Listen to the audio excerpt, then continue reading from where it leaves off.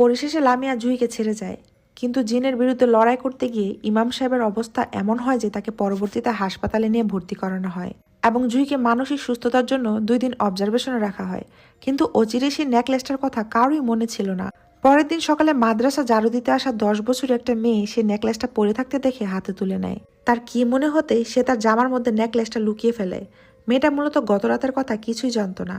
ইমাম সাহেব বলেছিলেন যে এই কালো জাদু করেছে সে মূলত নেকলেসটাকে লামিয়ার মাধ্যম হিসেবে ব্যবহার করেছে, তাই এই নেকলেসটা যার কাছে যাবে সে লামিয়ার শিকার হবে। কিন্তু এইসবের মধ্যে কারোর আর এই কথা খেয়াল ছিল না। ঝাড়ু দিতে আসা সেই মেয়েটা জানতো না যে কিছুই। সেদিনের পর থেকে মেয়েটা আর পড়তে আসেনি। 3 দিন পেরিয়ে গেলে 4র্থ দিন খবর আসে মেয়েটা গত হয়ে গেছে। মেয়েটার নাম ছিল স্নিগ্ধা, তবে গত হয়ে যাওয়ার কারণ হিসেবে উল্লেখ করা হয় গাড়ি দুর্ঘটনা। মেয়েটা নাকি রাস্তা পার হতে যাওয়ার সময় একটা গাড়ি এসে ধাক্কা দেয় এবং প্রচন্ড রক্তক্ষরণের সাথে মেয়েটি গত হয়ে যায়। ভয়ে ভয়ে জাহানারা বেগম সে 3 দিন পার করেছিলেন, আর এই ঘটনার কারণে তার মানসিক সমস্যা বেড়ে গিয়েছিল। পরবর্তীতে ট্রমাটাইজ হয়ে 2 বছর পর তিনি গত হয়ে যান।